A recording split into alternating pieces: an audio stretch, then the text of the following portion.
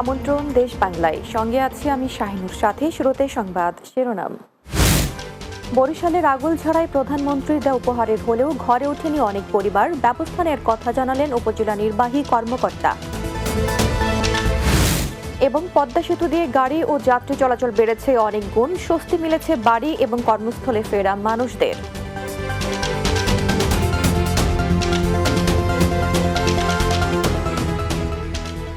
শুনছিলেন শিরোনাম, এবারে বিস্তারিত। বরিশালের আগলঝাড়া উপজেলায় প্রধানমন্ত্রীর দেওয়া উপহারের ঘর হস্তান্তরের বছরের পর বছর পার হলেও ঘরে ওঠেনি অনেক পরিবার। প্রশাসনের নজরদারির অভাবে ঘরগুলো এখনো খালি পড়ে আছে। তবে কী কারণে আশ্রয়ণ প্রকল্পের ঘর পেয়েও তারা ঘরে ওঠেনি, তাদের তালিকা করে ব্যবস্থা নেওয়ার কথা জানান উপজেলা নির্বাহী কর্মকর্তা। Barishal bureau in charge FM Nazmul রিপনের প্রতিবেদন, জানাচ্ছেন অর্ণব নাসির। বরিশালের আগলঝাড়া উপজেলার 5টি ইউনিয়নে প্রথম, দ্বিতীয়, তৃতীয়, চতুর্থ এবং পঞ্চম পর্যায়ে 250টি আশ্রয়ণ প্রকল্পের ঘর হস্তান্তর করা হয়। তবে তার অধিকাংশ ঘরে এখনও ওঠেনি গৃহহীন অনেক পরিবার। সরেজমিনে ঘুরে দেখা যায়, বাকাল ইউনিয়নে চাঁদের ভাঙায় 35টি ঘর হস্তান্তর করলেও ঘরে উঠেছে মাত্র 17টি পরিবার। মধ্য বাকালে 60টি ঘর হস্তান্তর করা হলে ঘরে উঠেছে 5টি পরিবার। বাগদা ইউনিয়নের জোবার পাড়ে 25টি ঘর হস্তান্তরের বিপরীতে ঘরে উঠেছে 15টি পরিবার। গৈলা ইউনিয়নের টেমারে 27টি ঘর হস্তান্তরের পর ঘরে উঠেছে 17টি পরিবার এবং রতনপুর ইউনিয়নের মোহনকাঠিতে 12টি ঘর পেয়েও ঘরে উঠেছে মাত্র 9টি পরিবার। প্রধানমন্ত্রী আমাদের পরিবারের 27টা ঘর দিয়েছে, এখন বর্তমানে 10টা ঘর পরিবার ওঠে নাই। তো এইখানে 25টা ঘরের মধ্যে 15 জন থাকে, আর 10 জনই থাকে না। তারা থাকলে তো আমাকে খুব ভালো হইতো। এদিকে স্থানীয় গৃহহীনদের দাবি, তারা প্রকৃত ভূমিহীন না হওয়ায় আশ্রয়ণ প্রকল্পের ঘর পাওয়ায় ঘরে উঠছেন না। কেউ কেউ আবার দ্রুত সময়ের মধ্যে ঘরে উঠবে বলে জানিয়েছেন। অনেকে যে ঘর পাইছে তাদের মনে হয় লাগে না, তাই তারা আসে নাই। উঠতে আসি, এই তো আগে করবো এখন বাসা বসা ছাড়লে আমি। আশ্রয়ণ প্রকল্পের ঘর পেয়ে যারা উঠছে না বা ওঠেনি তাদের তালিকা করে ব্যবস্থা নেয়ার কথা জানান উপজেলা প্রশাসন। ঘর পেয়েও যে ঘরগুলো ফাঁকা আছে সেই ক্ষেত্রে আমরা গত প্রায় 1 মাস আগে আমরা প্রতিটি ঘরের লোক পাঠিয়ে আমরা তাদের একটা তালিকা করেছি। অনেক দীর্ঘ সময় নেই, তাদের তালিকাটা আমরা অলরেডি তালিকাভুক্ত করেছি, তাদের বিষয়ে আমরা ব্যবস্থা গ্রহণ করব। আশ্রয়ণ প্রকল্পে ঘর পেয়েও যারা এখনো ঘরে ওঠেনি তাদের বিরুদ্ধে ব্যবস্থা নেওয়া সহ সঠিকভাবে তালিকা করে প্রকৃত ভূমিহীনদের ঘর দেওয়ার দাবি সুধীজনদের। এতেই হবে প্রধানমন্ত্রীর স্বপ্ন বাস্তবায়ন। Desk report, Bangla TV. Padma সেতু চালু হওয়ার পর থেকে গাড়ির সংখ্যা এবং যাত্রী বেড়ে গেছে অনেক গুণ। তাই ঈদের ছুটিতে নারীর টানে বাড়িতে যাওয়া এবং আবার কর্মস্থলে ফেরা মানুষদের স্বস্তি মিলেছে। পদ্মা সেতু দিয়ে বাড়ি যাওয়া এবং ফিরতে ঝালকাঠির বিভিন্ন বাস কাউন্টারে ভিড় লক্ষ্য করা গেছে। ঈদের ছুটিতে বাড়িতে যাওয়া এবং কর্মস্থলে ফেরা মানুষদের নিয়ে প্রতিবেদন পাঠিয়েছেন ঝালকাঠি প্রতিনিধি আবু সায়ম মাকুন। জানাবেন সোরাইয়া সীমা। ঈদুল আজহার ছুটি কাটাতে নারীর টানে বাড়িতে যাওয়া মানুষ আবার ফিরছে কর্মস্থলে। ঈদের একদিন পর থেকে এই ফিরতি যাত্রা শুরু হয়। ঝালকাঠির বিভিন্ন বাস কাউন্টারে ভিড় লক্ষ্য করা যায়। লঞ্চঘাটগুলোতে ভিড় থাকলেও পদ্মা সেতু হওয়ায় বাস যাত্রায় স্বস্তির কথা জানায় যাত্রীরা। ঝালকাঠি জেলার 4 উপজেলা থেকে প্রতিদিন বিভিন্ন পরিবহন রাজধানী সহ দেশের বিভিন্ন অঞ্চলে ছেড়ে যায়। ঈদ উপলক্ষে কিছু অতিথি গাড়িও লক্ষ্য করা যায় এই সময়টায়। কিছু গাড়ি অন্য জেলা থেকে ছেড়ে এসে এই জেলার উপর থেকে যাওয়ার সময় যাত্রী নিয়ে যায়। ঈদ উপলক্ষে যাত্রী একটু বাড়তেই থাকে, তাই এসব পরিবহনের ভাড়া প্রায় দ্বিগুণ হয়ে যায় বলেও জানায় কেউ কেউ। ছুটি শেষ, আবার কর্মস্থলে যাচ্ছি, তবে টিকিটের খুব সংকট এখানে চলতেছে। এখন ঈদের আগে ছুটিতে আমরা বাড়িতে আসছি, এখন বাচ্চাদের স্কুল করার জন্য তাড়াতাড়ি চলে যেতে হচ্ছে। এখন ঈদের ছুটি শেষ, এখন ঢাকা যাচ্ছি। পরিবহনের ভাড়া দ্বিগুণ নিলেও কাউন্টার কর্তৃপক্ষ বলছে এটাই কোম্পানি থেকে নির্ধারিত। আমরা কোম্পানির নির্ধারিত যে ভাড়াটা দিচ্ছে ওই ভাড়াটাই আমরা বিক্রি করছি, আমরা বাড়তি কোনো ভাড়া বিক্রি করছি না। যাত্রীর চাপ একটু বেশি, আমরা যাত্রীদের সুষ্ঠুভাবে ঢাকা পৌঁছানোর জন্য চেষ্টা করতেছি। কাউন্টার মালিকরা বলেন, যাত্রীদের চাপ বেশি থাকা সত্ত্বেও নিরবচ্ছিন্ন সেবা দিয়ে সুষ্ঠুভাবে তাদের গন্তব্যে পৌঁছে দেওয়ার চেষ্টা অব্যাহত ছিল। Desk report, Bangla TV. ব্রাহ্মণবাড়িয়ার নবীনগরের সীমানা নিয়ে বিরোধে সাইম নামে এক শিশুর জিহ্বা কেটে দেওয়ার অভিযোগ উঠেছে প্রতিবেশীর বিরুদ্ধে। ব্রাহ্মণবাড়িয়ার নাটঘর ইউনিয়নের রসুলপুর গ্রামে এ ঘটনা ঘটে। জানা যায়, সাইমের বাবা মালিক মিয়ার সাথে প্রতিবেশী কাউসার মিয়ার জায়গার সীমানা নিয়ে বিরোধ চলছিল। সম্প্রতি কাউসার জায়গার সীমানা খুঁটি তুলে ফেললে এর জেরে দুই পক্ষের মধ্যে কথা কাটাকাটি হয়। এক পর্যায়ে কাউসার ক্ষুব্ধ হয়ে লোকজন নিয়ে হামলা চালিয়ে শিশু সাইমের মুখে ছুরি ঢুকিয়ে জিহ্বা ও ঠোঁট কেটে যায়। এ বিষয়ে পুলিশ সুপার মোহাম্মদ সাখাওয়াত হোসেন বলেন, প্রাথমিক তদন্ত শেষে অভিযান চালিয়ে ঘটনার সাথে প্রত্যক্ষভাবে জড়িত অভিযুক্ত কাউসারকে আটক করা হয়েছে।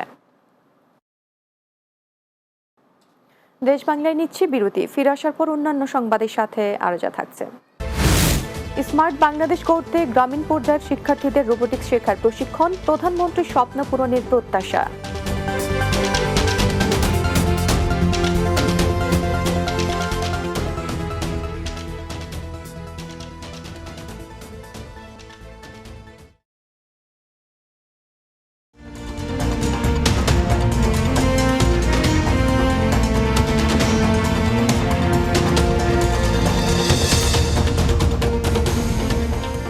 বিরতির পর দেশ বাংলায় স্বাগত আরও একবার। প্রযুক্তিগতভাবে দেশকে অনন্য উচ্চতায় নিয়ে যেতে গ্রামীণ পর্যায়ের শিক্ষার্থীদের রোবোটিক্স শেখার প্রশিক্ষণ দেওয়া হচ্ছে। স্মার্ট দেশ গড়তে আধুনিক প্রযুক্তি নতুন প্রজন্মের মাঝে ছড়িয়ে দেওয়ার বিকল্প নেই। তাই প্রধানমন্ত্রীর নির্দেশে পটুয়াখালীতে স্কুল শিক্ষার্থীদের হাতে কলমে রোবোটিক্স প্রশিক্ষণ দেওয়া হয়েছে। পটুয়াখালী থেকে সৈয়দ হুমায়ুন কবিরের পাঠানো প্রতিবেদন, জানাচ্ছেন সুরাইয়া সীমা।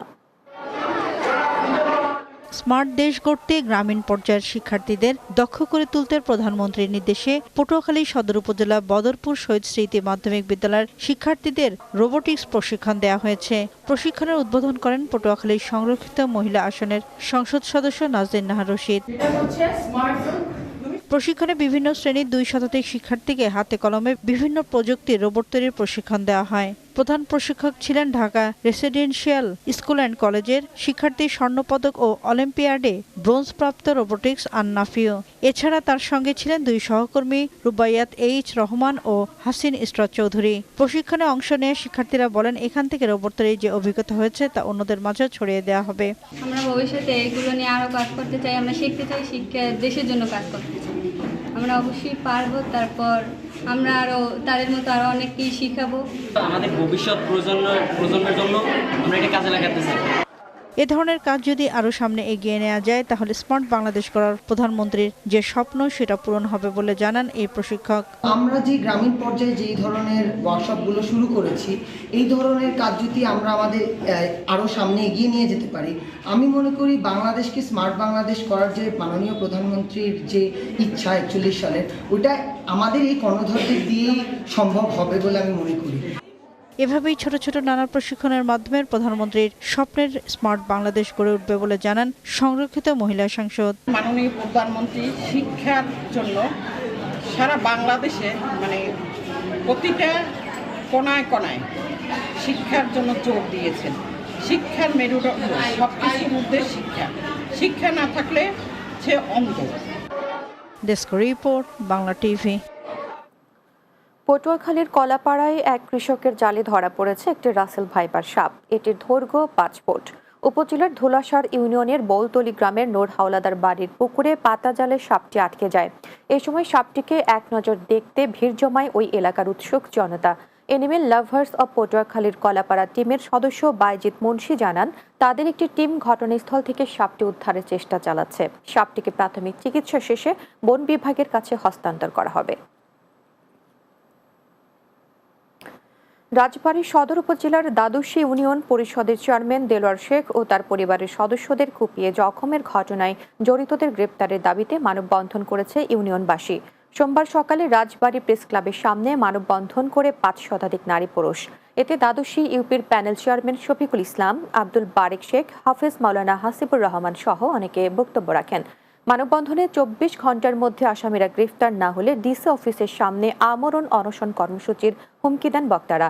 পরে একটি বিক্ষোভ মিছিল বের করা হয়। প্রসঙ্গত, গত 18 জুন রাতে সিঙ্গা নিজাতপুরের নিজ বাড়ির সামনে চেয়ারম্যান দেলোয়ার শেখ ও তার ছেলে রোহান শেখ, ভাই হাসান শেখ ও বোন রোজিনাকে কুপিয়ে জখম করে দুর্বৃত্তরা। পঞ্চগড়ে বঙ্গবন্ধু শেখ মুজিবুর রহমান আন্তঃ কলেজ ফুটবল টুর্নামেন্টের উদ্বোধন করা হয়েছে। পঞ্চগড় মুক্তিযোদ্ধা সিরাজুল ইসলাম মাঠে খেলা অনুষ্ঠিত হয়। টুর্নামেন্টের উদ্বোধন করেন জেলা প্রশাসক মোহাম্মদ জহুরুল ইসলাম। জেলা ক্রীড়া অফিসার গৌতম কুমার সরকারের সঞ্চালনায় পুলিশ সুপার SM সিরাজুল হুদা, মকবুলুর রহমান সরকারি কলেজের অধ্যক্ষ দেলোয়ার হোসেন সহ অনেক উপস্থিত ছিলেন। উদ্বোধনী খেলার প্রথম পর্বে আমলাহার ডিগ্রি কলেজকে 3-0 গোলে হারিয়ে জয়ী হয় জগদল ডিগ্রি কলেজ এবং দ্বিতীয় পর্বের খেলায় তেঁতুলিয়া ডিগ্রি কলেজকে 3-1 গোলে পরাজিত করে জয়ী হয় ভজনপুর ডিগ্রি কলেজ। বরিশাল জেলা পর্যায়ে বঙ্গবন্ধু শেখ মুজিবুর রহমান আন্তঃ কলেজ ফুটবল টুর্নামেন্টের উদ্বোধন করা হয়েছে। জেলা প্রশাসন ও জেলা ক্রীড়া অফিসের আয়োজনে শহীদ আব্দুর রব শেরনিয়াবাদ আউটার স্টেডিয়ামে জেলা পর্যায়ে বঙ্গবন্ধু শেখ মুজিবুর রহমান আন্তঃ কলেজ ফুটবল টুর্নামেন্ট শুরু হয়। জেলা প্রশাসক শহীদুল ইসলামের সভাপতিত্বে প্রধান অতিথি ছিলেন বিভাগীয় কমিশনার মোহাম্মদ শওকত আলী। এ সময় উপস্থিত ছিলেন জেলা আওয়ামী লীগের সাধারণ সম্পাদক অ্যাডভোকেট তালুকদার মোহাম্মদ ইউনুস সহ অন্যরা। উদ্বোধনী ম্যাচে অংশ নেয় সরকারি সৈয়দ হাতেম আলী কলেজ বনাম সরকারি মুলাদি কলেজ। শেষ করব দেশ বাংলা, যাবার আগে শিরোনামগুলো আরো একবার। বরিশালের আগুলঝাড়ায় প্রধানমন্ত্রীর দেওয়া উপহারের হলেও ঘরে ওঠেনি অনেক পরিবার, ব্যবস্থা নেওয়ার কথা জানালেন উপজেলা নির্বাহী কর্মকর্তা। পদ্মা সেতু দিয়ে গাড়ি ও যাত্রী চলাচল বেড়েছে অনেক গুণ, স্বস্তি মিলেছে বাড়ি এবং কর্মস্থলে ফেরা মানুষদের। এবং স্মার্ট বাংলাদেশ গড়তে গ্রামীণ পর্যায়ের শিক্ষার্থীদের রোবোটিক্স শেখার প্রশিক্ষণ, প্রধানমন্ত্রীর স্বপ্ন পূরণের প্রত্যাশা।